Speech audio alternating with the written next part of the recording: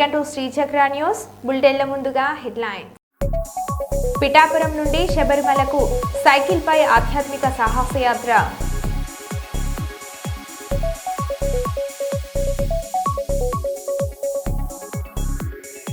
కర్నూలులో చిన్నారి భిక్షాటన సంఘటనపై స్పందించిన నారా లోకేష్.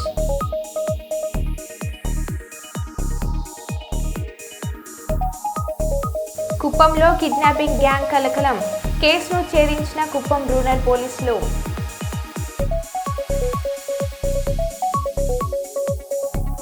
కొమ్రాంభీం ఆసిఫాబాద్ జిల్లాలో కనిపించిన వైల్డ్ డాగ్స్.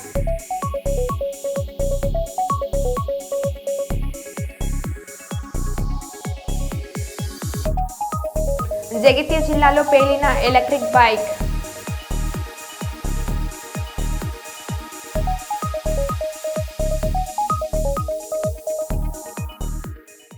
ఇక వివరాల్లోకి వెళ్తే, అనారోగ్యానికి గురైన వారిని ప్రసవాల కోసం గర్భిణీలను డోలీలో మోసుకుంటూ కొండల నుంచి కిందకు వెళ్లాల్సిన పరిస్థితి ఉండేది. కూటమి ప్రభుత్వం వచ్చిన తర్వాత డోలీ మోతలకు స్వస్తి పలకాలని సీఎం చంద్రబాబు ఆదేశాలతో తొలుత పైలట్ ప్రాజెక్టుగా సాలూరు మండలం తోనం పిహెచ్సి పరిధి గిరిశిఖర పంచాయతీ కడర వరుసలలో కంటైనర్ ఆసుపత్రిని నెలకొల్పారు. కంటైనర్ ఆసుపత్రి గిరి ఆరోగ్య కేంద్రం అని నామకరణం చేశారు. ఈ కంటైనర్ ఆసుపత్రిలో వైద్యుడి గది, రోగులకు చికిత్స అందడానికి 4 బెడ్లతో కూడిన గది, టీవీ, బాల్కనీ ఉన్నాయి. 15 రకాల వైద్య పరీక్షలు చేయనున్నారు. ఈ ఆసుపత్రి ద్వారా సాలూరు మండలంలోని 10 గ్రామాల గిరిజనులకు సేవ అందనున్నాయి.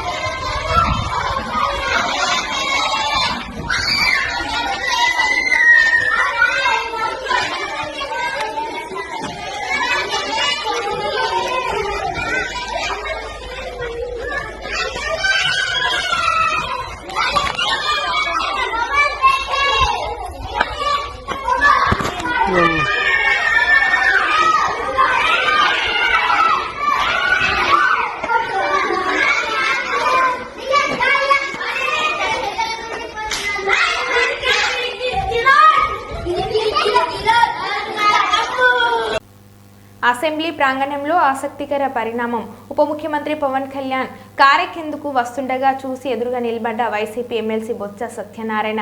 పవన్ కళ్యాణ్ వస్తుండటం చూసి పక్కకు వెళ్లిపోయిన పెద్దిరెడ్డి, ఇతర వైసీపీ ఎమ్మెల్సీలు పవన్ కళ్యాణ్ కంటపడి నమస్కారం పెట్టిన బొత్స సత్యనారాయణ బొత్స స్పందనను చూసి ఆయనకు ఎదురెళ్లిన పవన్ కళ్యాణ్ తన వైపు వస్తుండడం చూసి ఎదురెళ్లి ఆలింగనం చేసుకున్న బొత్స భుజంపై తట్టి మర్యాద పూర్వకంగా కరచాలం చేసి నమస్కారం పెట్టి వెళ్లిన పవన్ కళ్యాణ్ జరుగుతున్న పరిణామాలను దూరం నుంచి చూస్తూ అయోమయంలో పడిన వైసీపీ నేతలు.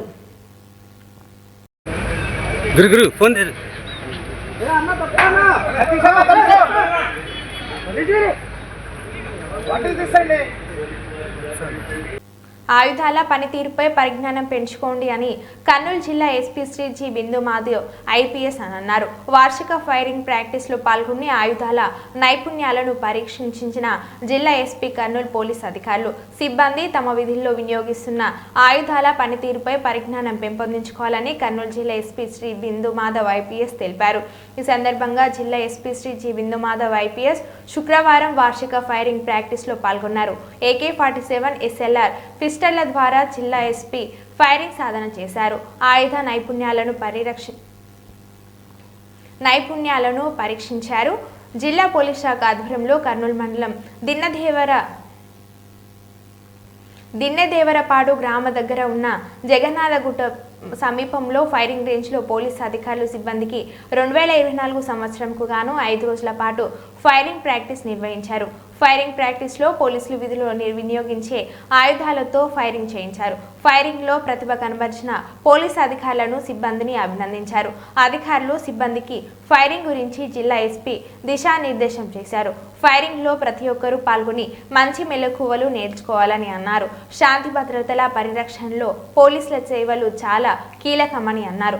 అత్యవసర సమయాలలో ప్రజల మాన దాన ప్రాణ రక్షణకై ఎల్లవేళలా సంసిద్ధులై ఉండాలని అన్నారు. ఈ కార్యక్రమంలో AR additional SP Krishnamohan, Kurnool DSP J Babu Prasad, AR DSP Srinivasulu, SIలు ప్రసాద్, కేశవరెడ్డి, RIలు సోమశేఖర్ నాయక్, నారాయణ తదితరులు పాల్గొన్నారు. సీఎం రేవంత్ రెడ్డి సొంత జిల్లాలో విద్యార్థులకు నాణ్యమైన భోజనం పెట్టలేకపోతున్నారా? ఫుడ్ పాయిజన్ అయిన మరుసటి రోజే పురుగుల అన్నం. ఇంత నిర్లక్ష్యం ఎందుకు? నారాయణపేట మాగనూరు ప్రభుత్వ పాఠశాలలో మధ్యాహ్న భోజనంలో మళ్లీ పురుగులు. మళ్లీ వంట చేసి విద్యార్థులకు సాయంత్రం భోజనం పెట్టడంతో మధ్యాహ్నం ఆకలితో అలమటించిన విద్యార్థులు. బీఆర్ఎస్ నేత చిట్టం రామ్మోహన్ రెడ్డి బియ్యం తెప్పించాక విద్యార్థులకు అందిన భోజనం. పిల్లలకి అంటే నిన్న అయినందుకు నిన్న బియ్యం అద్దె ఉండే మళ్ళీ మధ్యాహ్నం వండిండ్రు కానీ మళ్ళీ అదే రిపీట్ అయింది. మళ్ళీ ఇప్పుడు 4 అవుతుంది టైము, అదే వండి మళ్ళీ చిట్టం రామ్మోహన్ సార్ గారు మళ్ళీ తెప్పించారు బియ్యం రైస్ తెప్పించి ఇప్పుడు చేయించారు. టైం 4 అవుతుంది, ఇప్పుడు తింటుండ్రు పిల్లలు. మధ్యాహ్నం ఎందుకు తినలే? మధ్యాహ్నం పురుగులు వచ్చినందుకు తినలేదు సార్. అందరికి వచ్చినాయి. నా పేరు అనుసూయమ్మ. బియ్యం చేసిండు, ఇచ్చిండు సార్. ఇస్తే చేస్తే పురుగులు ఉన్నవి ఎన్నిసార్లు కడిగినా పురుగులే ఉంటావని చెప్పిన. ఇంటలేడు. 40 కిలోల పోగండికి 60 కిలోల బియ్యం పోపించిండు. అయితే లేదు సార్ అంటే కూడా ఇంటలేడు. వేయాలమ్మా అని అన్నాడు. 5 కిలోలు తీసినాం. ఇంకా మా మనసు పూర్తి దాని నుంచి అన్నం అట్లా 6 సార్లు కడిగినా కూడా బియ్యం అట్లా పురుగులు అట్లే ఉన్నాయి. పురుగులు అట్లే ఉన్నాయి. చూపించినాం కూడా సార్కి. చెప్తే కూడా లేడా? ఏమన్నాడు? కడగండి అంటాడు. 6 సార్లు కడిగినాం మేము బియ్యం. అంటే ప్రాబ్లం ఏమి ఇంతకి? బియ్యం ప్రాబ్లం ఇంకేం లేదు. బియ్యము పురుగులు ఇంత ఇంకేం లేదు ప్రాబ్లం. Study 10th class. కింద ఫుడ్ పాయిజన్ వల్ల చాలామంది హాస్పిటల్ గురయ్యారు కదా. మళ్ళీ ఈరోజు ఏమైందంటే మళ్ళీ చేసిరు, మళ్ళీ అదే రిపీట్ అయింది. కలెక్టర్ అందరూ వచ్చేసారు. మళ్ళీ సేమ్ అదే రిపీట్ అయింది. మళ్ళీ రిపీట్ చేసిరు. మళ్ళీ అదే విధంగా స్టేట్లో పురుగులు రావడం అవి రావడం జరిగింది. అందువలన ఈరోజు సార్ మళ్ళీ ఏమన్నారు, చిట్టం రామ్మోహన్ సార్ చెప్పించారు సార్. ఎవరు తెచ్చారు? చిట్టం రామ్మోహన్ సార్ తెప్పించారు సార్ రైస్. ఇప్పుడు చేపిస్తున్నారు సార్. దీనివల్ల మీరు కొద్దిగా అన్నీ తెలుసుకొని పరిష్కరించాలని కోరుతున్నాం సార్. ఇంతవరకు టైం 4 అవుతుంది కదా, తినలేదు సార్. ఇప్పుడు ప్రజెంట్ ఆకలి ఉన్నారు. మళ్ళీ సార్ చికెన్ రమ్మని సార్ తెప్పించిండు. ఇప్పుడు ప్రజెంట్ రైస్ చేసేది సార్ తినడానికి అన్నారు. నా పేరు నాని, నేను 6th క్లాస్ చదువుతున్నాను. ఈరోజు మధ్యాహ్నం భోజనం ప్రకటించడం వల్ల పురుగులు వచ్చాయి. అందులో పురుగులు బియ్యం కావడంతో పిల్లలు ఎవరు తినలేదు, నేను కూడా తినలేదు. అందుకే మళ్ళీ అన్నం చేయాలని చెప్తున్నాం. కానీ ఇంకా టైం 4 అవుతుంది, ఇంకెవరు చేయలేదు. ఆకలిస్తుంది. నిన్న కూడా ఫుడ్ పాయిజన్ జరిగింది కదా మీ స్కూల్లో. ఏం జరిగింది? అన్నం గుడ్డు తినడం వల్ల జరిగింది సార్. అసెంబ్లీకి హాజరయ్యేందుకు గన్నవరం విమానాశ్రయానికి చేరుకున్న ఎమ్మెల్యే బాలకృష్ణ. మీడియాతో మాట్లాడిన ఎమ్మెల్యే బాలకృష్ణ, వైసీపీ వాళ్ళు అసెంబ్లీకి హాజరు కాకుండా మనుషులను పెట్టుకుంటున్నారు. ఈ రోజు కూడా వాళ్ళు అసెంబ్లీకి రాకుంటే బాగుంటుంది. షర్మిలపై అసత్య ప్రచారం చేసేదెవరు ప్రజలందరికీ తెలుసు. అసత్య ప్రచారం వాడు పట్టించుకున్నప్పుడు నేనెందుకు పట్టించుకోవాలని అంటున్నా బాలకృష్ణ.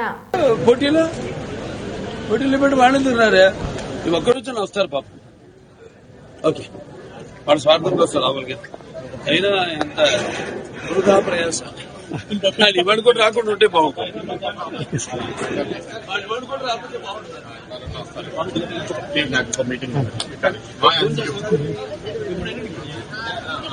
సార్ షర్మిలపై మీద అసత్య ప్రచారం చేస్తున్నారు. షర్మిలపై మీద అసత్య ప్రచారం చేస్తున్నారు ఆరోపిస్తున్నారు సార్ జగన్. అంటే వాళ్ళు పట్టించుకోనప్పుడు నేను ఎందుకు పట్టించుకోలే?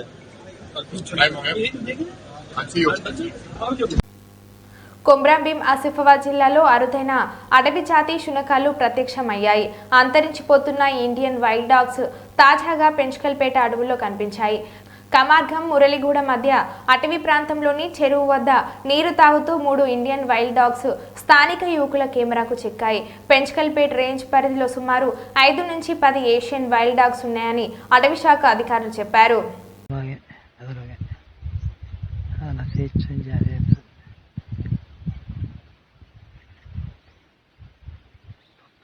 మాత్రమే విషయం అంత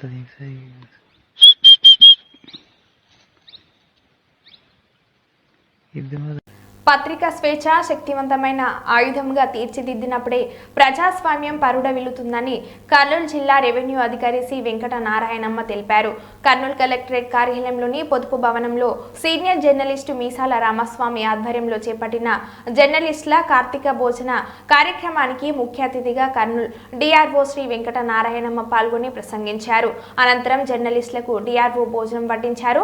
జర్నలిస్టులు కలిసి డిఆర్ఓను శాల్వా కప్పి మెమంటో అందజేశారు. ఈ సందర్భంగా కర్నూలు డిఆర్ఓ సి వెంకట నారాయణమ్మ మాట్లాడారు.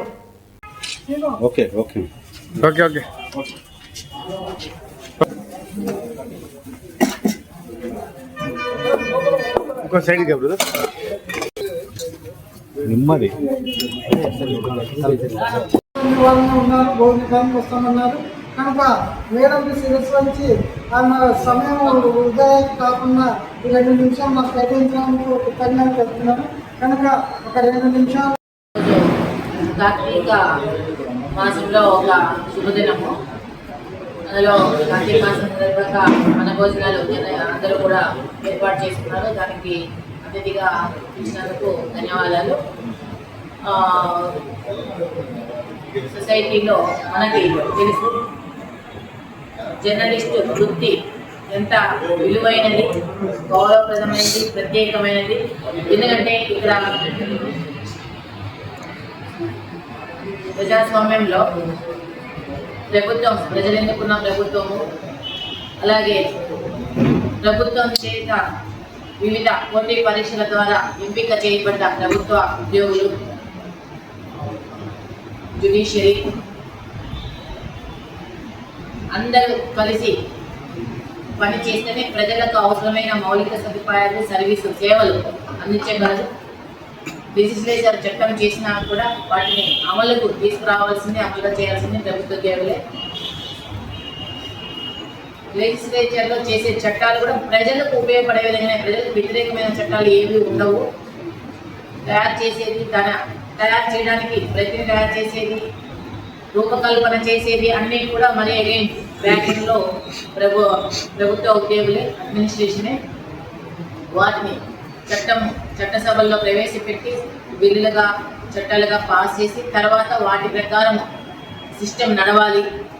ప్రజలు ఆ రూల్స్ ప్రకారమే నడుచుకోవాలి వాళ్ళ దైనందిక జీవితంలో. అంటే ఉద్యోగులు వాటిని కర్తవ్యము. దాంట్లో ఏ విధమైన తప్పులు జరుగుతున్నా కూడా వాటిని ఇక్కడ తప్పు జరుగుతుంది ఇది అని తెలియజెప్పే బాధ్యత వాళ్ళ ఓన్ ఉన్నా కూడా ఈ బాధ్యత అంతా కూడా జర్నలిస్టుల మీద, పాత్రికేయ వృత్తిలో ఉన్న వాళ్ళ మీద ఉంటుంది. ఎందుకంటే ఇక్కడ ఇప్పుడు సపోజ్ ఒక ఆర్గనైజేషన్లో ఒక తప్పు జరుగుతుంది, ఒక చోట ఇలా జరుగుతుంది అంటే అది చేసే వాళ్ళకు తెలియకపోయిండొచ్చు, తెలిసి చేయొచ్చు. కానీ దానివల్ల ఇంపాక్ట్ ఎవరికో నష్టం ఉంటుంది. ఆ నష్టాన్ని ఐడెంటిఫై చేసి చూపిస్తే దాన్ని సరి చేసుకునే అవకాశాన్ని పాత్రికేయ వృత్తిలో ఉన్న వాళ్ళు కల్పిస్తున్నారు. ప్రజాప్రతినిధులుగా ఉన్న వాళ్ళకైనా సరే, ఉద్యోగం చేసే వాళ్ళకైనా సరే, పబ్లిక్ సర్వెంట్స్, ఉద్యోగస్తులందరూ కూడా పబ్లిక్ సర్వెంట్స్, అంటే పబ్లిక్ సర్వీస్ అందించే వాళ్ళం అందరూ కూడా. సో మీరు ఈ రకంగా సరైన గాడిలో పెట్టడానికి పెట్టే వృత్తిలో మీరున్నారు కనుక ఇది చాలా విలువైన వృత్తి. దానికి ఇందు మూలంగా మేమందరికీ కూడా ఈ వృత్తిగా ఎంచుకున్నందుకు మీరు దీంట్లో కూడా ఎన్నో ఒడిదుడుకులు ఉంటాయి. మీ అందరికీ కూడా అభినందనలు తెలియజేస్తున్నా, మంచి జరగాలని కోరుకుంటున్నాను. కానీ ఇప్పుడున్న దాంట్లో ఓ రకంగా వాస్తవం చెప్పాలంటే ఇది వద్దులేండి మామూలుగా అంటారు రికార్డు. జగిత్యాల జిల్లా బాలపల్లిలో ఎలక్ట్రిక్ స్కూటర్ బ్యాటరీ పేలింది. ఈ సంఘటనలో స్కూటీ పూర్తిగా కాలిపోయింది. బేతి తిరుపతి రెడ్డి 3 నెలల క్రితం టీవీఎస్ కంపెనీకి చెందిన స్కూటీని కొనుగోలు చేశారు. ఇవాళ ఉదయం తన ఇంటి కాంపౌండ్ లోపల ఎప్పటిలాగానే స్కూటర్ ఛార్జింగ్ పెట్టారు. ఒకసారిగా స్కూటర్ బ్యాటరీ పేలి మంటలు వ్యాపించాయి. స్కూటీ కాలిపోగా ఇంటి తలుపులు దగ్ధమయ్యాయి.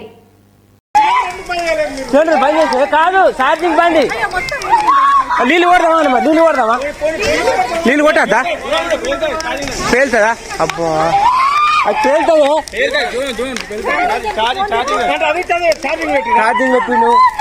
ఛార్జింగ్ పెట్టి వైర్లు ఆగని మరి ఏం చేద్దాం చెప్పు.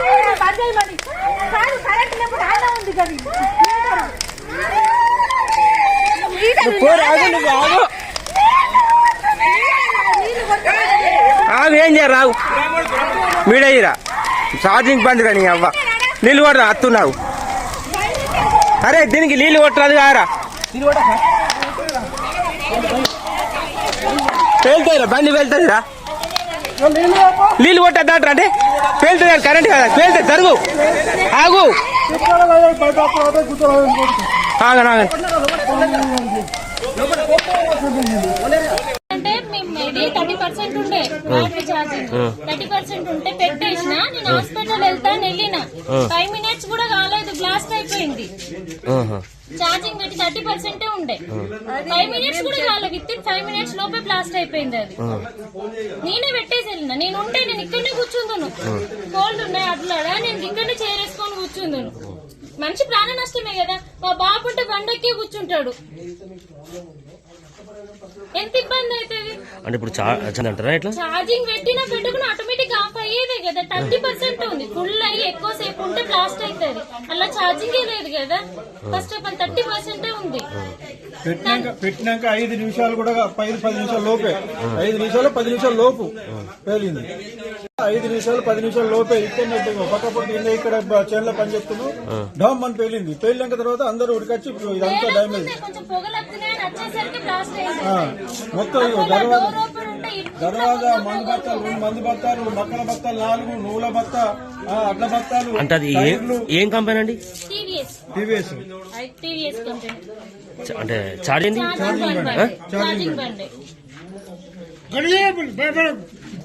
ఘోరంగా డ్యామేజ్. ఇప్పుడు నష్టపరిహారం ఈ దర్వాజా ఓపెన్ ఉంటే ఇంట్లో పోయి మొత్తం ఇంట్లో మొత్తం దర్వాజా ఓపెన్ ఉంటే మొత్తం ఇంట్లో పోయి అంటుకుంటుండే బ్లాస్ట్ అయినాయి గ్లాసెస్ అన్ని. అక్కడ అవన్నీ మొత్తం అవే మనిషి ఉంటే మనిషి ప్రాణం. బాలపల్లి విలేజ్ జైత్యాల్ మండల్. ఇక్కడ మన టీవీఎస్ ఛార్జింగ్ ఐక్యూబ్ తీసుకున్నాము. 1,22,000 పెట్టి తీసుకున్నాము. 1 month అవుతుంది. అయితే ఇక్కడ 30% ఛార్జింగ్ ఉన్నది. ఛార్జింగ్ ఉన్నాక ఛార్జింగ్ పెట్టినాము. ఇట్లా పక్క పండి పెరట్లకు పోదామని వెళ్ళినాము. వెళ్ళి వచ్చే వరకు మొత్తం ఫైర్ అయింది. ఫైర్ అయిందని ఏందని చూసే వరకు ఇక్కడ రేపు మక్క పెడదామని ఒక 20 బస్తాలు మక్కలు తెచ్చినాము. ప్లస్ అడుగు మందు ట్రాక్టర్ సంబంధించిన మనకు హార్వెస్టర్ ఉంది. ఆ టైర్లు కూడా దాని పక్కకు పక్క సైడ్ పెట్టినాం అన్నట్టు ఖాళీ స్థలం ఉందని. చూడే వరకు మొత్తం ఫైర్ అయింది. బండి వేలింది. ఇట్లా మొత్తం పేలింది. ఫైర్ అంటే ఇట్లా మొత్తం పేలింది. ఇక పేలి మొత్తం ఇది కాలింది. అది అప్పుడు ఇక పక్క పొంటి ఉన్న మా అన్న వచ్చి మేము అక్కడ కొంచెం దూరంలో ఉన్నామంట. పెరట్లోనే ఉన్నాం ఇక్కడనే పక్కనే. ఇక వన్ వచ్చి ఇట్లా ఏమో అవుతుందని ఆయన ఉరికేస్తారు. ఇక పక్క పొంటి ఉన్న వాళ్ళు వచ్చి నాకు ఫోన్ చేశారు. అదే ఇట్లా మీ ఇంట్లో ఫైర్ అవుతుంది అంటే కాలిపోతుందిరా ఇల్లు అంతా అనే వరకు నేను ఏందిరా అని వచ్చే వరకు మొత్తం ఇట్లా అయింది. ఈ సంఘటన జరిగింది.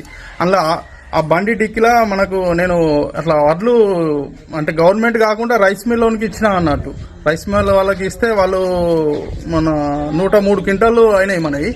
వాళ్ళు 1,90,000 ఒక 1,000 ఇచ్చారు. 1,91,000. అవి కూడా డబ్బులు అందులోనే పెట్టిన. పాన్ కార్డు డిక్కిల్నే ఉన్నది. అవన్నీ కూడా అందులోనే ఉన్నాయి. మొత్తం ఫైర్ అయిపోయినాయి. ఏం లేదు. ఇల్లు దర్వాజా ఇది కానీ మొత్తం కాలిపోయింది. ఇంకా ఈ రోజు ఏంటంటే మా వాళ్ళు పిల్లలు ఎప్పుడైనా ఇంటికానే ఉంటుండే స్కూల్కి వెళ్ళిర్రు. మా వాళ్ళు ఊరికి వెళ్ళిర్రు. ఇంకా ఉన్నోళ్ళు ఇక్కడ పెరట్లా కలుస్తుర్రు. ఈ టైంలో ఎవరు ఉండరు ఇక్కడ. ఇక అట్లా మొత్తం ఇన్సిడెంట్ ఇట్లా జరిగింది. ఇక ఫైర్ వాళ్ళు కూడా వచ్చారు. మొత్తం ఇట్లా కాలింది. ఇది జరిగింది కదా. రాయలసీమ మంత్రితోనే కర్నూలులో హైకోర్టు వద్దు అని తీర్మానం చేయించాడు నారా చంద్రబాబు నాయుడు. కర్నూలులో హైకోర్టు పెడితే వైఎస్ జగన్మోహన్ రెడ్డి పేరు వస్తుందనే కక్షతో రాయలసీమకు ద్రోహం తలపెట్టాడు. లా యూనివర్సిటీ కడుపులో వచ్చిన ఈఎంసీ సెంటర్ను వేరే చోటుకి తరలిస్తున్నాడు అని అన్న గడికోట శ్రీకాంత్ రెడ్డి, వైఎస్ఆర్సీపీ ప్రధాన కార్యదర్శి. రాయలసీమకు సంబంధించినటువంటి మంత్రితోనే తను ఒక తీర్మానం చేసి కర్నూలులో పెట్టవలసినటువంటి హైకోర్టు వద్దు, అక్కడ బెంచ్ చాలు అని చెప్పి తీర్మానం చేయించి రాయలసీమ నేను ఉద్ధరించేశాను అని మాట్లాడుతున్న మాటలు విన్నప్పుడు ఒక రాయలసీమ వాసిగా చాలా బాధ కలుగుతుంది. ఒకప్పుడు రాష్ట్రానికి రాజధానిగా కర్నూలు చేయబడ్డది. తెలుగు ప్రజల ఐక్యత కోసం త్యాగం చేసింది రాయలసీమ.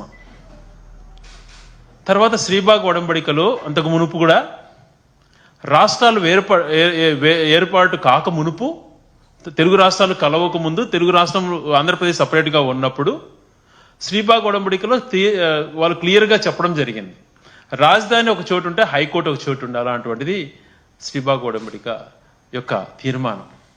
అన్నిటినీ తొంగలో దొక్కాడు.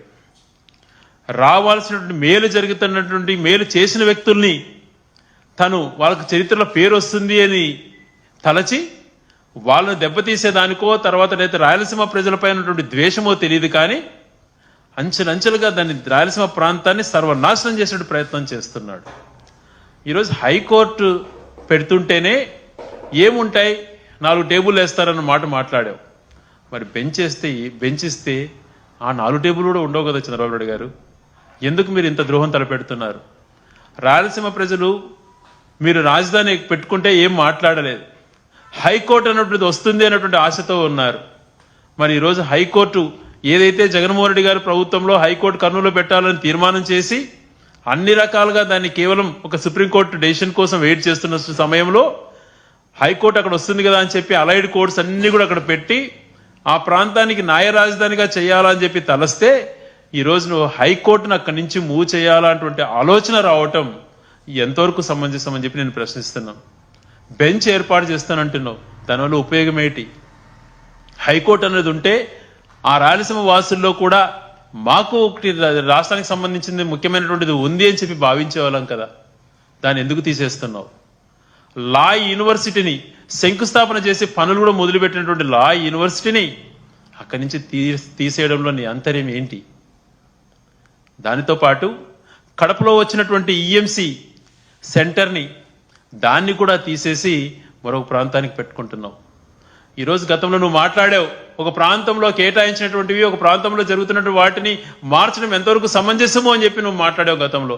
ఈరోజు రాయలసీమ ప్రాంత వాసులుగా మాకు వచ్చినటువంటి హక్కును, మాకు జరుగుతున్న మంచిని మా కళ్ళ ముందర తీసుకెళ్తుంటే మాకెంత బాధ ఉంటుంది. నీలాగా ఆర్గనైజ్డ్గా ఉద్యమాలు చేసేటువంటి ఇది మా దగ్గర లేకపోవచ్చు, కానీ మా గుండెల్లో ఒక బాధ అన్నది కలుగుతోంది. ప్రతి ఒక్కరు కూడా చర్చించుకుంటున్నారు, ప్రతి ఒక్కరు కూడా బాధపడుతున్నారు. ఏంటి అన్యాయం? ఏం చేశాం రాయలసీమ వాసులము? ఉత్తర తెలంగాణలోని మంచిర్యాల జిల్లా కేంద్రంలో సూపర్ స్పెషాలిటీ ఆసుపత్రి ఏర్పాటు చరిత్రలో సువర్ణ అక్షరాలతో లిఖించదగిన ఘట్టమని రాష్ట్ర వైద్య ఆరోగ్య కుటుంబ సంక్షేమ శాస్త్ర సాంకేతిక శాఖ మంత్రి దామోదర్ రాజనరసింహ తెలిపారు. గురువారం జిల్లా కేంద్రమైన మంచిర్యాల పట్టణంలోని ఐబీ చౌరస్తాలో 300 కోట్ల రూపాయల నిధులతో మంజూరైన సూపర్ స్పెషాలిటీ ఆసుపత్రి నిర్మాణానికి రాష్ట్ర ఐటీ పరిశ్రమల శాసనసభ వ్యవహారాల ఎలక్ట్రానిక్ కమ్యూనికేషన్ శాఖ మంత్రి Duddilla Sridhar Babu, TGMS IDC MD Hemant Borkade, జిల్లా collector Kumar Deepak, Ramagundam police commissioner M Srinivas, IPS IG Mancherial MLA Kukirala Premsagarrao, Telangana కనీస వేతనాల wages board chairman B Janak Prasad, జిల్లా వైద్య ఆరోగ్య శాఖ అధికారి డాక్టర్ హరీష్ రాజ్, ప్రభుత్వ వైద్య కళాశాల ప్రిన్సిపల్ ఎండీ సులేమాన్లతో కలిసి శంకుస్థాపన చేశారు. మంచిర్యాల నియోజకవర్గాన్ని అభివృద్ధి పదవులు నడిపిస్తున్నారు. దీని గురించి మాట్లాడతారు. అక్కడ దిక్కులేని ఈ నియోజకవర్గ ప్రజలు మంచిర్యాల నడిబొడ్డు ఇక్కడ నుండి మా పెద్దలు ఫ్రెండ్స్ వర్గంలో ఉన్నటువంటి మేము నీతి నిజాయితీగా ఈ నియోజకవర్గ అభివృద్ధి కోసం అహర్నిశలు కృషి చేస్తున్నాం. మేమే మీకు తగిన బుద్ధి చెప్తాం. అభిమానులు మిమ్మల్ని అభిమానులు అనుకున్నాను కనుక ఈ అవకాశం ఇచ్చినటువంటి పెద్దలకు ధన్యవాదాలు తెలుపుకుంటూ జై కాంగ్రెస్. జానపద జనజీవన జవలీలు చాలు వార కవి గాయక వైతాళిక కలలు గానము అమ్మ నీవే మా ప్రాణం. జై తెలంగాణ జై జై తెలంగాణ జై తెలంగాణ జై జై.